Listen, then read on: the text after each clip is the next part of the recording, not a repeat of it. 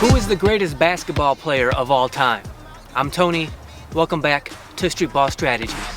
Man, I work too hard to be average. Yeah. I put my time in, yeah. Went hard, had to grind, kid. Whole team eating now, look what I did. Gotta give it all you got if you want it. So we're still in the grips of winter here in Michigan, right? And at the beginning of the year, I always talk about fitness and weight loss stuff. And then when it becomes springtime, that's when I get back into the on-court basketball advice. But we're kind of like in the middle still here, so we're going to talk about kind of in-between basketball topics. So today I thought we would talk about a debate that's been going on for decades now, which is who's the greatest basketball player of all time? As I'm recording this, it's a couple weeks after LeBron became the scoring leader in the NBA. So I thought this would be a relevant video to make considering he just broke that record. And I don't think, he's still in year 20. I don't think there's anything going forward that LeBron could do, even though he's still playing, that could change my opinion. So a few prefaces before we get into the meat of this video.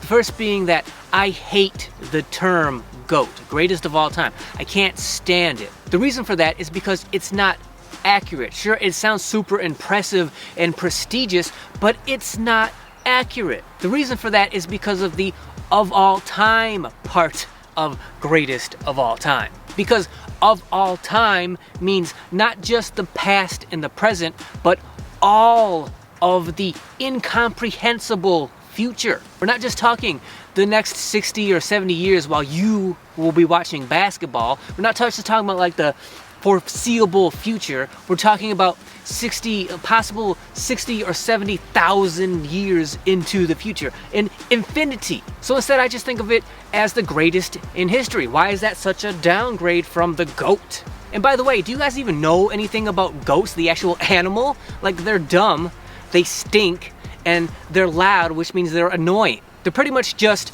prey for bigger, more dominant predators to eat and destroy. It's a terrible acronym, a terrible term to use for the greatest player. Number two, just to be upfront and transparent with you guys, I'm a Michael Jordan guy, right? But just because I'm a Michael Jordan guy does not mean that I am crazily biased towards him or crazily biased against anyone else. If you're a LeBron fan or anybody else's fan, it's perfectly fine with me. I'm not here to prove that I'm right. I'm not here to prove that you're wrong. I'm not here to try to change your mind so that you agree with me. And I'm certainly not here to insult you or your player. We can disagree. You can have your own opinion. That's what this is. It's a subjective opinion, my own opinion. That's why it's going on the About Me playlist on this channel. And whatever your opinion is, if you agree or disagree, doesn't matter. Let me know down in the comments and we can discuss it. It's all good. The only thing I don't like is the insults and the name calling and the disrespect. So when you're doing that, right, if you call another player or their fans a name or insult them, to me that's weak and it's pathetic, and you're doing it because you're trying to make them look worse so that you look better. I'm not down with that. Thirdly, when it comes to this specific debate, this specific argument, not all of basketball or all of sports, but just this greatest in history argument. When it comes to that, I don't count stats, I don't count achievements, awards, accolades, none of those. The reason for that being that no matter what argument you make, whether you use one or a combination of them for your player, someone else is going to, at the very least, make a circumstantial argument against your player. For instance, you would think if there was one defining stat for the greatest player in history, it would be how many championships do they have? Well then, okay, LeBron's got 4, Kobe's got 5, Mike's got 6, but Robert Horry, he's got 7. And then here comes the circumstantial argument against that, which is like, yeah, but Robert Horry, even though he hit some big shots, he was a role player, so his championships don't count the way the other people's championships count. And then you say, okay, what about then Mr. Russell? Bill Russell won 11. And Bill Russell was one of, if not the driving force on most, if not all, of his championship teams. And we don't think of him as the greatest of all time.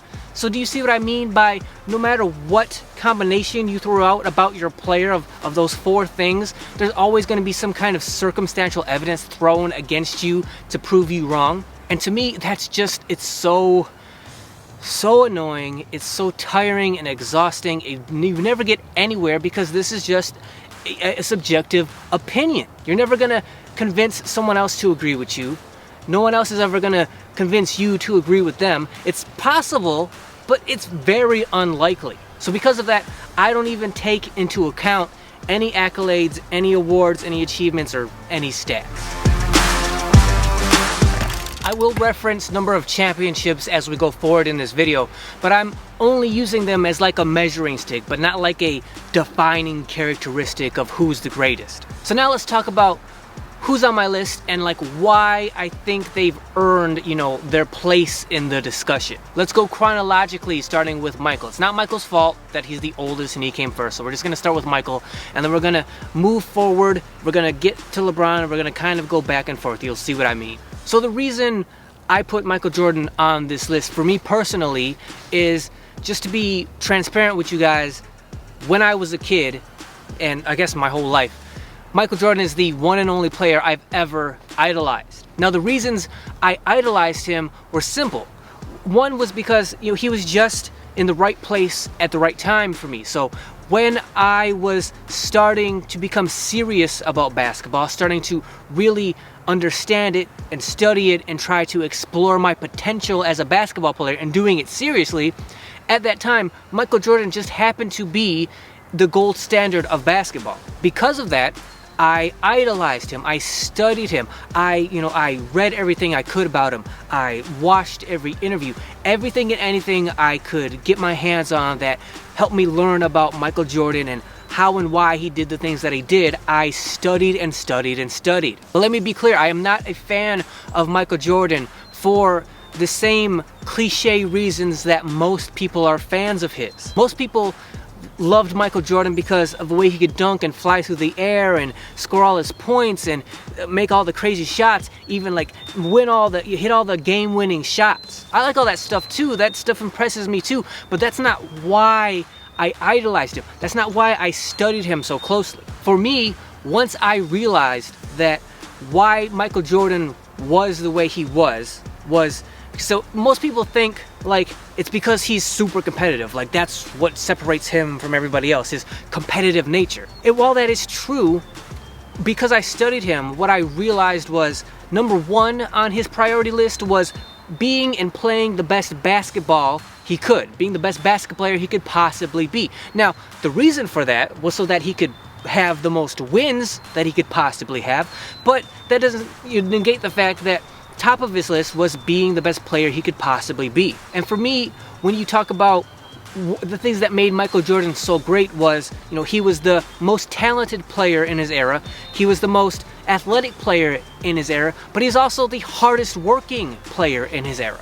And I can't relate to his super ultra competitiveness. I can't relate to being talented or being athletic because I wasn't at all, but I could relate to the idea of wanting to be the best player you could possibly be and working as hard as you could at it. That's why I idolized him, and that's why I put him in the discussion conversation for the greatest. Moving on to Kobe Bryant. So I have Kobe Bryant on this list, and it's admittedly a personal choice for me because what I didn't realize at the time when Kobe was playing, I watched him, I paid attention to him, but I wasn't locked into his career and the kind of player he was because at the same time, I was out here on the court doing my thing. And when I did study the NBA, because I live in Michigan, I spent most of my time studying the Pistons, their players, and then the opponents they would play on a night-to-night basis. But I wasn't like locked in to Kobe at the time when he was doing his thing on the court. It wasn't until the year that he retired that all the media started putting together all these retrospectives about Kobe's career and his life that I realized what kind of player Kobe really was. When most people think about Kobe Bryant, a lot of people think of him as like Jordan 2.0, but of course that's inaccurate because that would be to say that he was Jordan but better, which to my mind he's more like beta Jordan, meaning like he I think realized that he wasn't as big as Michael Jordan, so like they were the same height, but like at his peak Michael was like 220, Kobe was like 210, so he's not quite as big as Michael Jordan. He wasn't quite as talented as him. He wasn't quite as athletic as him. And I think Kobe knew that, but I also think Kobe looked at that as a good thing, like a positive thing, because that meant that he had to work harder to reach that Michael Jordan level. So he studied the game like crazy. He worked harder than everybody all the time, like crazy. He was obsessed with basketball immersion all day, every day. I didn't know it at the time, but I was like doing what Kobe was, but I was doing it out here at the park in my minuscule, like non-consequential version of basketball. I was doing the same kind of stuff that Kobe was, but he was doing it in the NBA on championship levels. And when I found this out about Kobe, like, you know, he grew up as an only child, you know, obsessed with basketball, loving it, you know, falling in love with it, and then, you know, immersing himself in trying to be the best basketball player he could be by studying and outworking everybody. When I found that out, that's when, you know, Kobe found a place in my basketball heart, like closer to me, the more relatable to me than any other player I've ever seen. So that's why for me, Kobe is on this greatest list. And then we come to LeBron. So LeBron is honestly, he's the player that I least connect with. Like I least have the kind of, I don't relate to him at all, like nearly as much as Kobe and Michael. But that's not a bad thing. Like I don't hold that against him. It's mostly just because he's a freak of nature. Like coming out of high school, he's 6'9", like 245. In his first year, he's already one of the best passers in the NBA. He's the best driver of the basketball in the NBA. He's the best driver of the basketball of all time throughout his entire career. And then he goes to Miami with D. Wade and Pat Riley, and they teach him how to be a great leader and a great teammate and how to win. And then he takes that, he goes back to Cleveland, Ohio. He wins a championship for Cleveland Cavaliers. That's crazy impressive. And then he goes to the vaunted, legendary Los Angeles Lakers and wins another championship for them. And he did it by all of these gifts and talents that he was born with. So, you know, being as tall and as big as he was, having the passing acumen that he was, being the best driver of the basketball, learning to be the best teammate, the best leader. You put that all together, and LeBron is just the best all-around basketball player in history, and it's not even close. So now that we've talked about why I have these players on my list, now let's kind of start to disqualify them one by one and talk about why I actually think Michael is the greatest. So we're already on LeBron, let's stick with LeBron. So it's a crazy thing to think of it this way, but it's like the reason LeBron to me is not the greatest is because he didn't achieve as much as the others. But the reason for that is because of such the high expectations of LeBron since the first day he stepped foot in the league. To me, LeBron James achieved exactly what he should have achieved in the NBA. Because remember, take into account how big he is, 6'9", 260, right? He's the best passer, the best driver, right? Best teammate, best leader. Every game that he plays, because he doesn't play every game, because it's just not the era that we're in. The games that he does play, however, he plays most of the games and he just puts up crazy, really good numbers every night. Sometimes they're great, sometimes they're amazing, but most nights, consistently, over and over again, they are just really, really good stats. And you could say, yeah, but he lost 6 times in the final. I don't care about, the fact that he got to 10 finals and he won 4 of them, that's super impressive. So for example, if he only would have won 1 championship, right, to me that would have been underachieving for what we expected for someone who has the gifts that he has. And maybe if he would have went 5-0 in the finals, 5 finals MVPs, you could definitely make the argument that he overachieved for what was expected of him. But with all the gifts that he had, that he brought to the NBA, that he was born with, on top of all of the work that he's put in, because he's definitely worked really hard, I think he's accomplished exactly what he should have in the NBA. If there's one thing that you could say that he overachieved at, which would be his longevity, the fact that he's played 20 plus years and he's played at an incredibly high rate for all of those years. That longevity should not be used against him. It should not be something like, oh yeah, he's just sticking around to stat pad. I don't believe that at all. I think it's super impressive what he's doing in year 20. I think it's super impressive what he's done game after game to this point. But yet and still, all those gifts, everything that he was taught, all that hard work, he only still has 4 championships compared to Kobe's 5. So to me, my conclusion about LeBron is greatest all-around player in NBA history, probably best longevity player in NBA history. And he's not the greatest, but he's super, super respectable and definitely in the conversation. Moving on to Kobe. So when I think of what would take away from Kobe, it's the fact that, so it's hard to know like what kind of leader and teammate he was for the three-peat in LA, because when you have Shaq and Phil Jackson on your team, right, that makes it a whole lot easier to be successful as a player. And I also don't know what kind of teammate he was. Like, as far as I can figure, for that three-peat, Kobe was more recluse, right? He kept to himself, like he wasn't buddy-buddy with his teammates. He just put his head down and he worked, right? He outstudied everybody, he outworked everybody, first person in the gym, last to leave, all that stuff. And when you're so locked in being that kind of player, it does become isolating. Like, I know that from my own experience just out here on the court. And for Kobe to have that kind of personality, that kind of game, that kind of approach to the game that he did during that three-peat, he must have been kind of an isolated, away from the team kind of player and leader.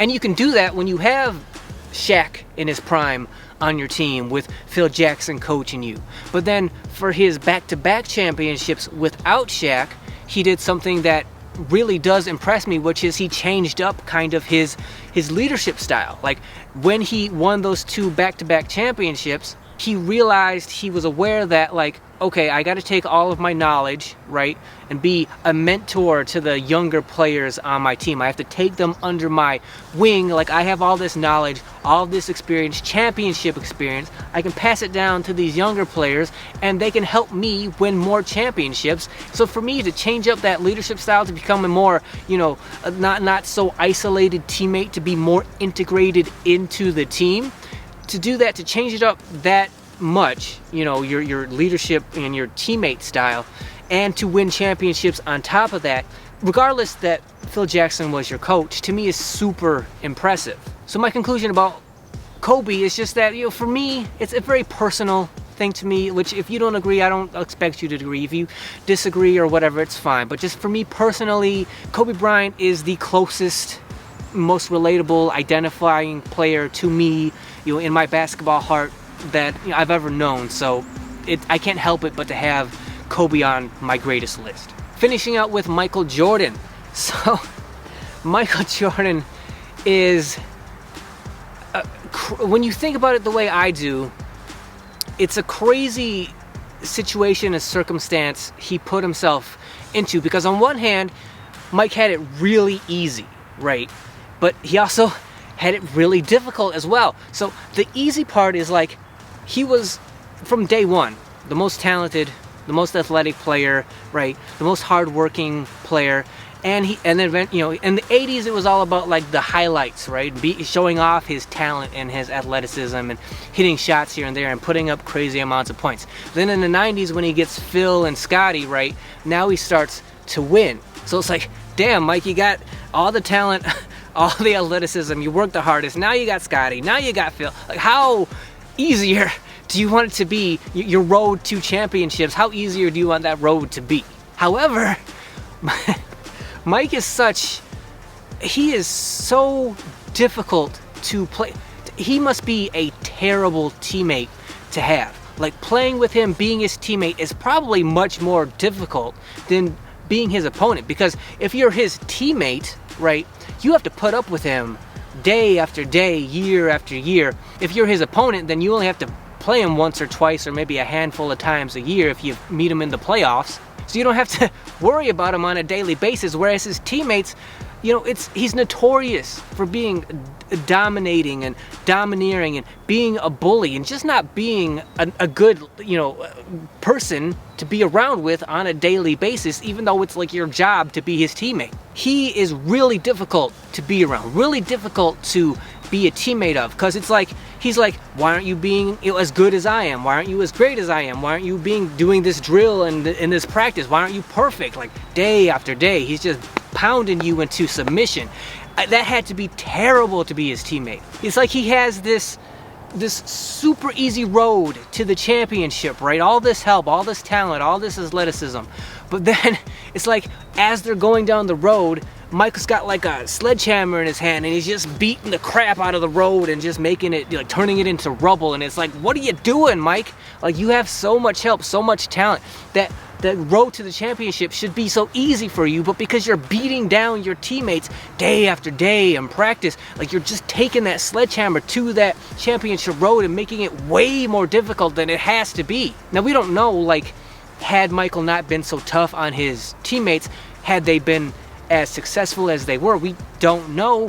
What we do know is that regardless of him being that difficult, beating the crap out of that championship road, he still had the success that he had. That's why, to me, to have 2 3-peats under your belt, to have a 72-win season and then win the championship in the same year under your belt, while at the same time making it so hard on your teammates and thus yourself, that's why, to me, he's the greatest, because he overachieved. And he overachieved by making stuff harder on himself than it had to be.